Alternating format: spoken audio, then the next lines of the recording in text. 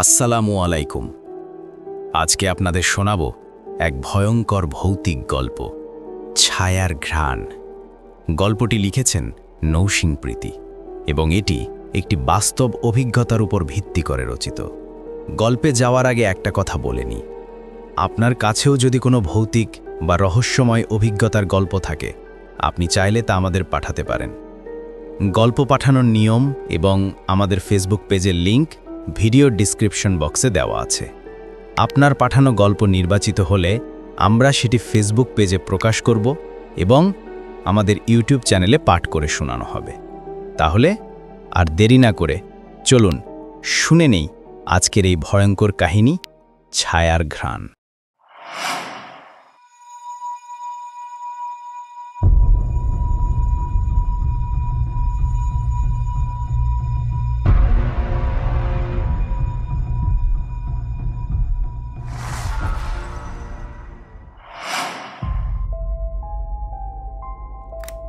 2013 সাল। আমি তখন ক্লাস 5-এ পড়ি। বয়স খুব একটা বেশি না, কিন্তু ওই বয়সেই জীবনের এমন এক অধ্যায় শুরু হয় যা আজও মাঝরাতে ঘুম ভেঙে আমাকে শিউরে তুলতে পারে। ঘটনাটা খুলনার একটি ভাড়া বাসা থেকে শুরু। বাসাটা বাইরে থেকে দেখতে খুব সাধারণ ও সুন্দর একতলা বাড়ি। উপরে বড় ছাদ, চারপাশে কাঁঠাল গাছ আর একটা পুরনো আম গাছ ও শিরিষ গাছ।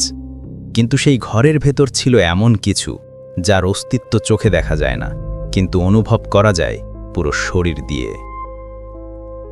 একদিন দুপুরে আব্বু কোনো একটা কারণে খুব রেগে গিয়ে আমাকে বকা দিয়েছিল। কাউকে কিছু না বলে চলে গেলাম ছাদে। উপরে তখন বাতাসটা থেমেছিল, কেমন যেন ভারী অনুভূতি। আমি ছাদের এক কোণে বসে পড়লাম। কিন্তু সেদিন আমি ছাদে বসে থাকতে থাকতে বুঝতে পারি কিছু একটা অদ্ভুত ঘটছে।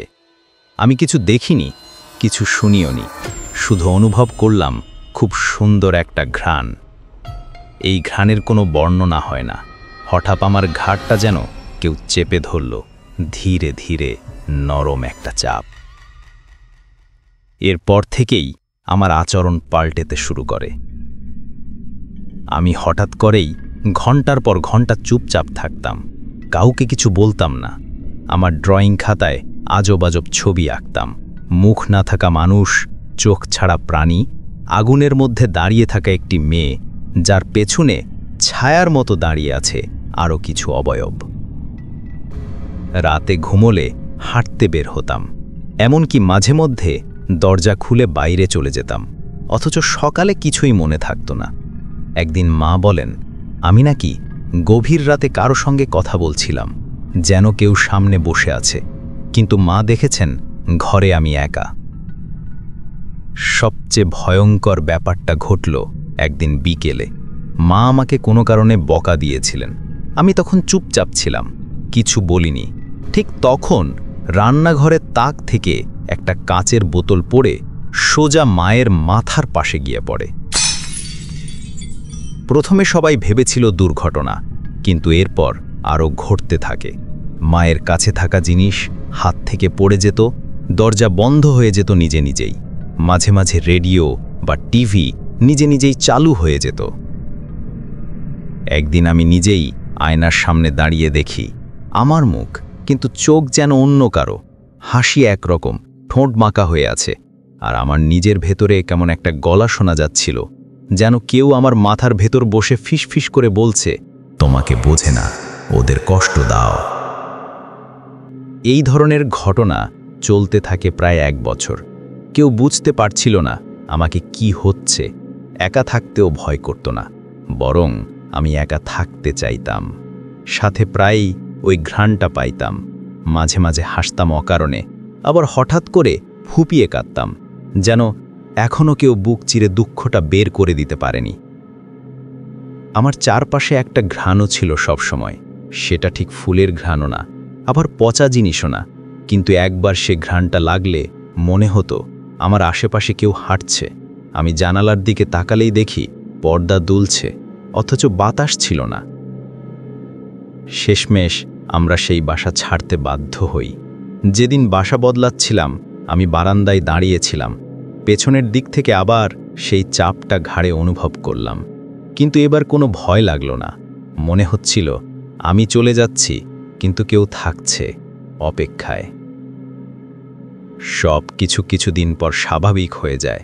আমি আবার স্কুলে যেতে থাকি, বন্ধু বান্ধব, হাসি খুশি জীবন। সময় গড়িয়ে 2017। আমি তখন ক্লাস 9-এ উঠেছি। 8-এর পরীক্ষা শেষ। ছুটি কাটাতে গিয়েছি নানুবাড়ি।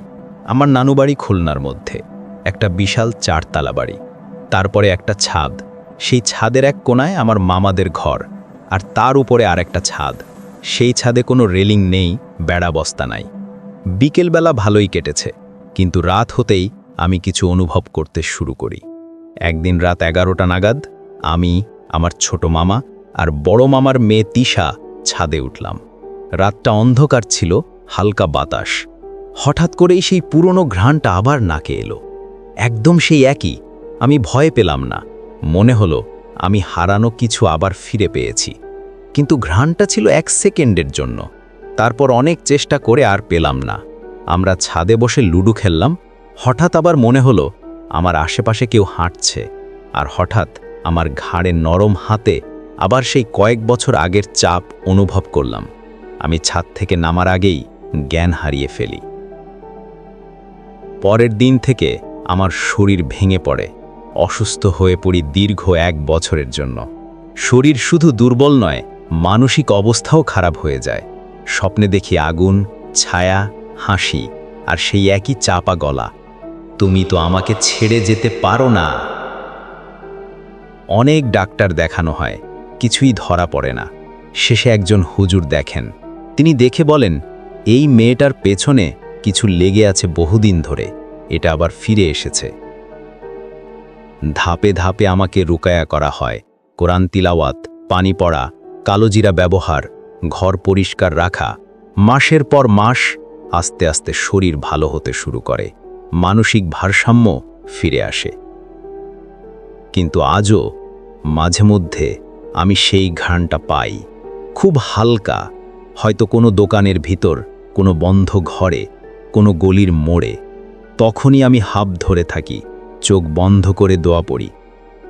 আমি জানি কেউ ছিল, কেউ এখনো আছে, কেউ যে আমার শৈশব থেকে ছায়ার মতো লেগে আছে আমার ভেতরেই। এখন 2025 সাল চলছে, আমার মধ্যে আগের কোনো সমস্যা নেই, কিন্তু আমি এখনো অনেক খারাপ স্বপ্ন দেখি রাতের বেলা।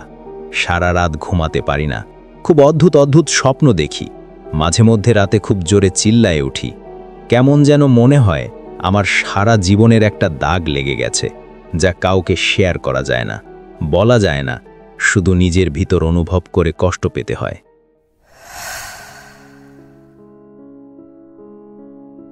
এই ছিল আজকের গল্প।